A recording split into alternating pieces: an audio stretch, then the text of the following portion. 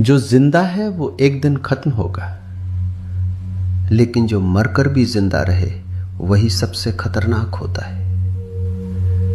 इसलिए मैं कहता हूं, जिंदे आम्बेडकर से ज्यादा मरा हुआ आम्बेडकर खतरनाक है।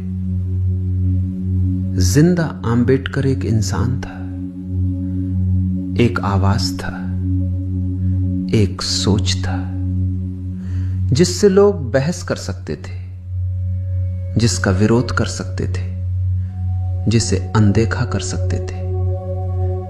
लेकिन मरा हुआ आम्बेडकर अब सिर्फ एक इंसान नहीं है, वो भारत के संविधान में बस चुका है।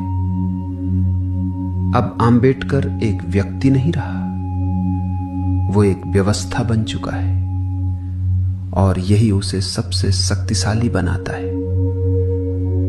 यानी आज आम्बेडकर किसी एक वर्ग, किसी एक जाति या किसी एक समुदाय में सीमित नहीं है। वो हर उस इंसान में है जो अपने अधिकार की बात करता है, जो बराबरी की बात करता है, जो अन्याय के खिलाफ खड़ा होता है। अगर आम्बेडकर सिर्फ जिंदा रहता तो शायद वक्त के साथ उनका असर भी सीमित हो जाता। लेकिन आम्बेडकर आज सिर्फ एक व्यक्ति नहीं, एक विचार बन गया है। और जब वो विचार संविधान में उतर गया, तब वो अमर हो गया। अब उसे मिटाना नामुमकिन है, क्योंकि अब वो किसी किताब के पन्ने में नहीं, बल्कि भारत के लोगों के अस्तित्व का हिस्सा बन चुका है। सोचो, अगर आम्बेडकर नहीं होता तो क्या भारत सच में एक मजबूत लोकतंत्र बन पाता, या बस नाम का लोकतंत्र रह जाता?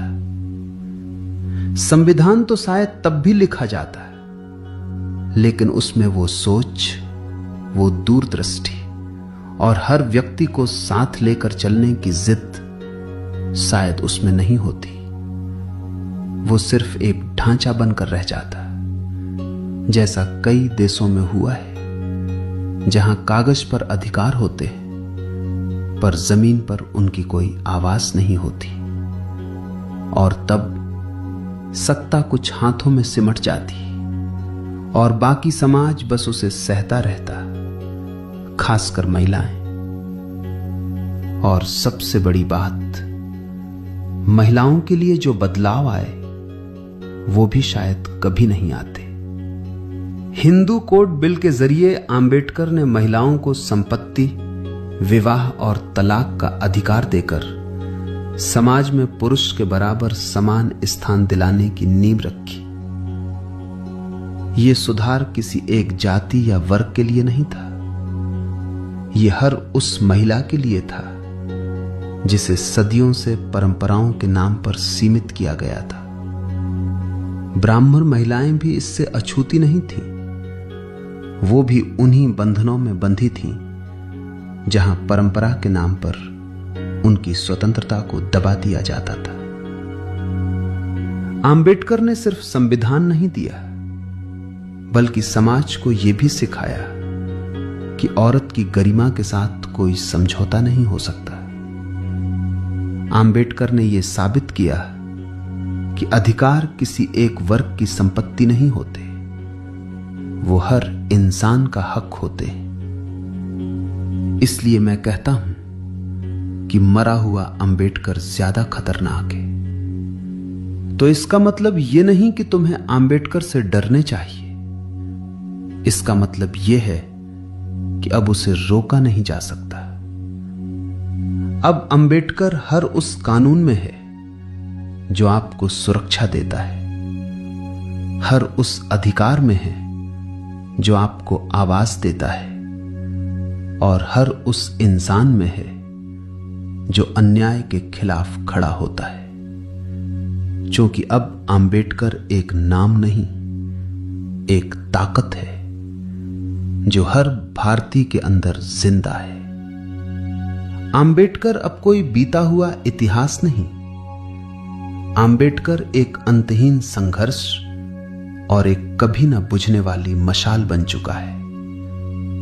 उनकी असली ताकत यही है कि वो आज हर उस भारतीय के स्वाभिमान में धड़क रहा है जिसने झुकना छोड़ दिया है और जो सिर उठाकर जीना जानता है। और एक बात जो अक्सर लोग समझ नहीं पाते, भारत की असली मजबूती उसकी ताकतवर सेना या उसकी बड़ी जनसंख्या में नहीं, बल्कि उसके संविधान में है। मैंने कई देशों के संविधान पढ़े, लेकिन भारत के संविधान जैसी व्यापक सोच, गहराई और हर वर्ग को साथ लेकर चलने की भावना शायद ही किसी और देश के संविधान में देखने को मिलती है।